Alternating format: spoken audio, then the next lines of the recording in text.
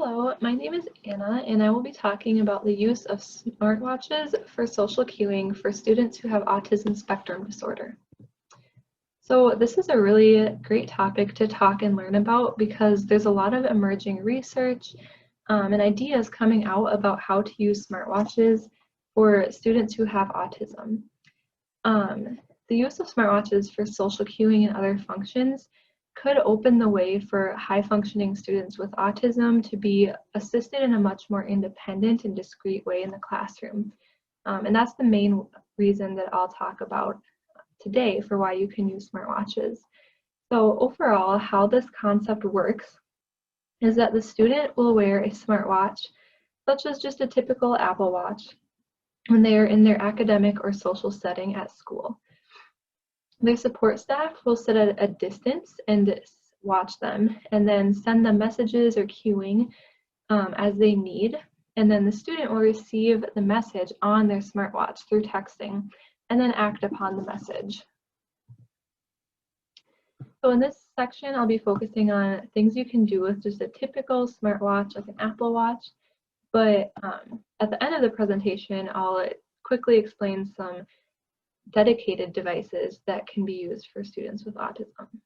So you can do this sort of support and intervention in the general ed classroom or a special ed classroom, but you can also do it in social settings at school, like the lunchroom or hallways. The support staff will be needed to monitor the student and send messages to the student. And this staff could be anyone from a teacher, paraprofessional, speech pathologist, or any other support staff. And another thing to realize is that sometimes students with autism already have someone assigned to sit by them and help them throughout the day. So this intervention would just require them to move away and to help them from a distance through the use of the smartwatch technology. So the support staff can send text, photographs, videos, or even GIFs to the student through the watch. Really anything that could help them get through their day. Any prompts for things like social interaction. So they could send something like, ask your friend how her weekend was. Emotional self-regulation. So they could send a reminder to use a breathing technique or something they've learned in therapy. When it seems like they're getting a little dysregulated. It can also be used for organization tasks or class engagement, so things like go turn in your paper or let's pay attention now your teacher is talking.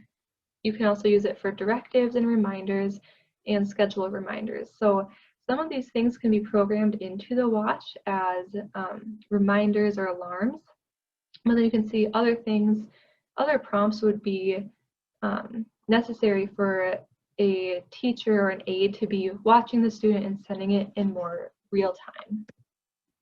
So this is an example of just-in-time programming, and that means that the intervention and the prompting is being provided in real time. So that means the student is going to be learning and picking up on these prompts and cues a lot more easily because they're happening and they're relevant to exactly the situation that they are in.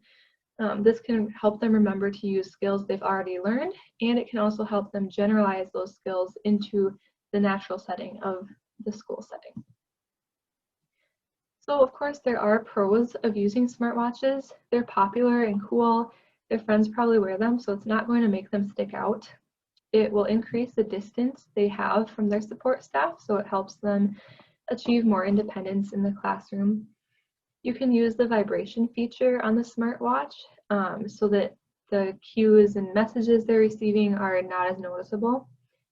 And of course, it's wearable and portable.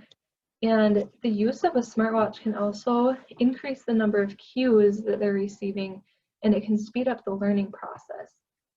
So there was a study done that used smartwatches for giving directions to students with ASD in school. And after a while, the students started following these directions before they even received them on their watch. You can see it really just helps build that intervention and routine into their daily life, and it helped them learn a lot more quickly. So the best candidates for using a smartwatch in this way would be higher functioning students with ASD who are able to engage in the classroom or other settings without the aid sitting right next to them.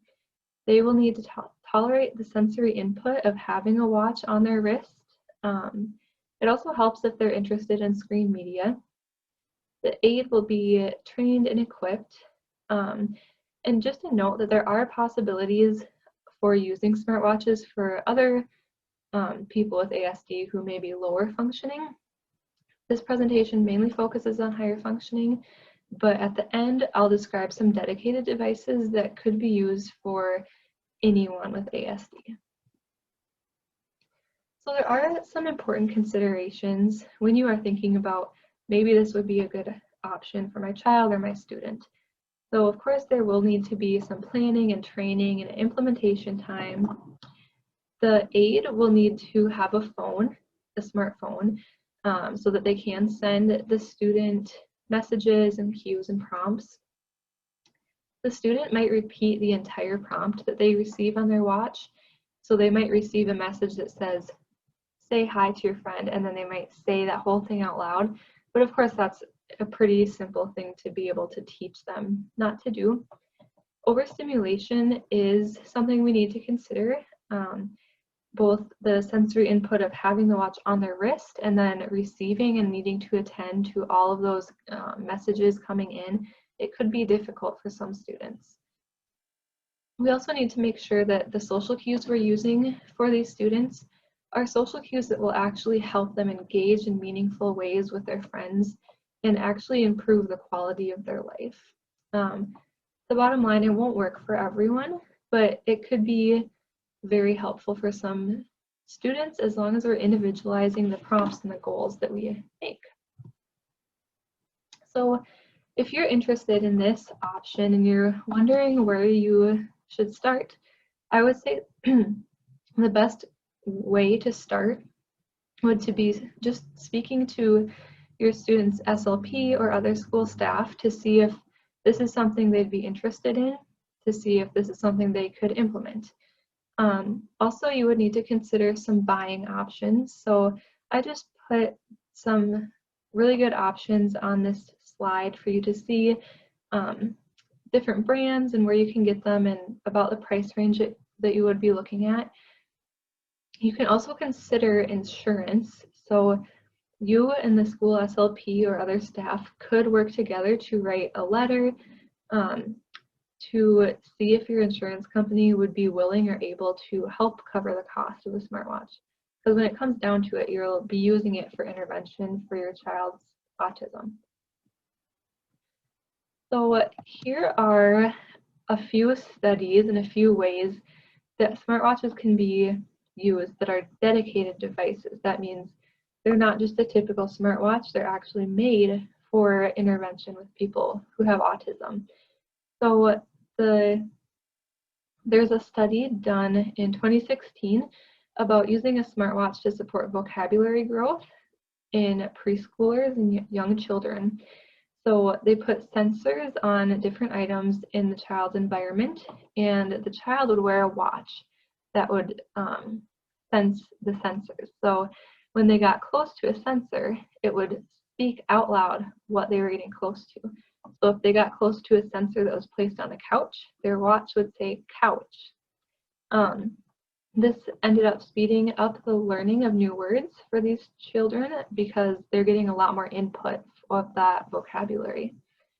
Another dedicated watch is the wearable life watch. It was used in much a similar way as what I've been talking about today. The study was done though on college students using it for academic support. In the end, the assistants liked the watch and most students found it to be beneficial. Looking at some future research at Northeastern University, they are developing a watch that will monitor physiological changes, such as heart rate, perspiration, skin temperature, and arm movements. And we know that these things can predict heightening emotions or dysregulation in people who have autism. So they're developing a watch that would hopefully be able to predict if a child is becoming dysregulated. The Tame on Watch takes it a step further. They will monitor these things, and then when they see that it's necessary, they will trigger the display of some self-regulation tools for the student, such as images, GIFs, text, or reinforcement that will remind them of strategies such as breathing, counting, or funny pictures to help them regulate themselves and become calm again. So those were just a few ideas on how smartwatches can be used for intervention in autism spectrum disorder. Thanks for listening.